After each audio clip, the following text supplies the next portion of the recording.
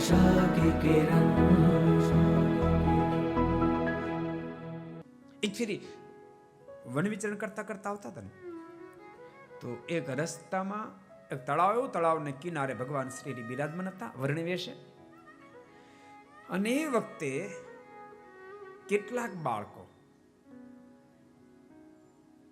રાજકુમારની સાથે, નગર શેઠના દીકરાઓની સાથે, એ બધા ત્યાં આવી અને ચકલાઓને મારતા હતા. ભગવાન સ્વામિનારાયણને રોક્યા, એ બાળકો ચકલા નિર્દોષ શું કામ મારો છો? અને તેમ છતાં પેલા બાળકો જ્યારે વાતને માનવા તૈયાર ન થયા, ત્યારે ભગવાન સ્વામિનારાયણના મુખમાંથી શબ્દ નીકળ્યા કે આ વરિષ્ઠના બાળકો આવા છે તો બળ્યું આ ગામ. અને આમ શબ્દ જે નીકળે તો આખું ગામ ભાડ ભાડ ભાડ સળગવા માંડ્યું.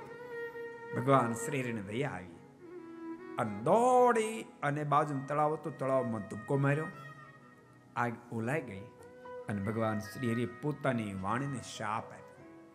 આજ પછી હું જેટલાને આશીર્વાદ આપું એ વધાય સનાતન સત્ય થાવ, પણ કોઈને શાપ આપું તો મિથ્યા થાવ, મિથ્યા. એવા દયાળુ ભગવાન. को पसंद आया हो तो लाइक करें और शेयर करना मत भूलिए. सब्सक्राइब करें सरदार कथा चैनल को और बेल आइकॉन पर क्लिक करना मत भूलिए लेटेस्ट वीडियो सबसे पहले पाने के लिए.